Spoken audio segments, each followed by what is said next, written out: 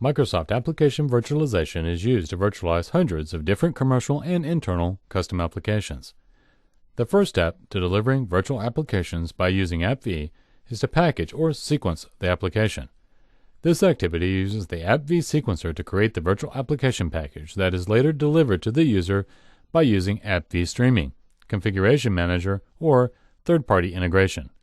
This screencast shows how to use the sequencer to create the virtual application.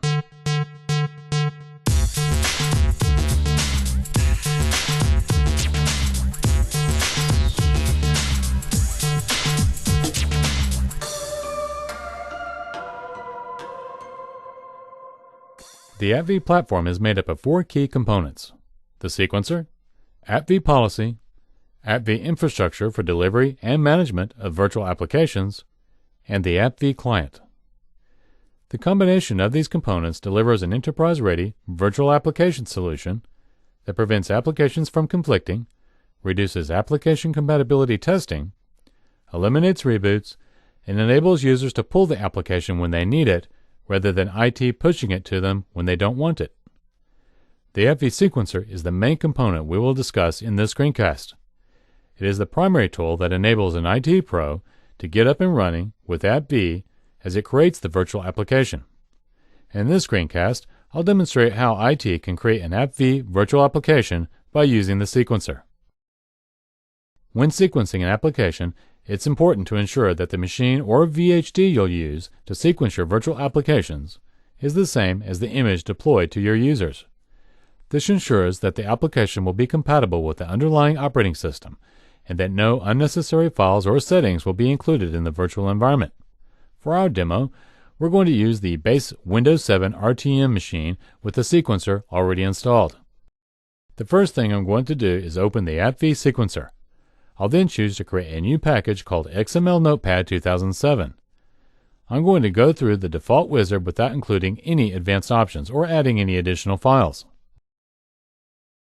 Next, I'll follow the wizard steps for monitoring and installing XML Notepad, starting by selecting Begin Monitoring and choosing the installation directory npxml on the Q drive, where I will install XML Notepad.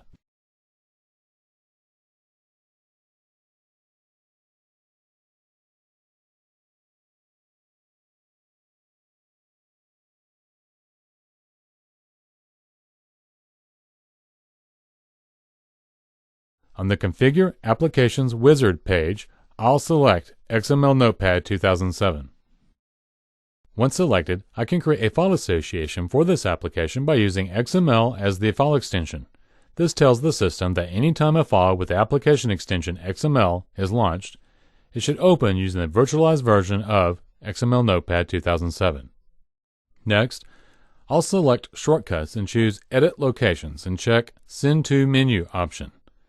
This enables us to add an icon to the Send to menu, which is initiated when a user right-clicks on a file. I could also place shortcuts on the desktop or the Start menu if desired. Additionally, there is an option for advanced shortcut configuration. This is where third parties could add AppV shortcuts to existing Start menu folders, such as Citrix's Program Neighborhood. Now I need to launch XML Notepad 2007 so that AppV can create the virtual application. I do this by selecting XML Notepad 2007 and choosing Launch. During this step, the IT Pro would initiate the most common tasks and features the user will use. This creates Feature Block 1, which becomes the components required to launch the application. Typically, this is 20 to 40% of the full application, and this is super important because the user no longer needs to wait for the full application to install. AppV is now monitoring the application and determining what needs to be included in the package. AppV uses the Q drive as its default cache location for virtual applications, but this can be configured for a different drive letter. The Q drive allows AppV to enable work offline and disconnected mode, but also identify the installation can occur elsewhere. Monitoring is complete, so we'll go ahead and close XML Notepad. Once closed, the sequencer will complete the creation of the virtual application package.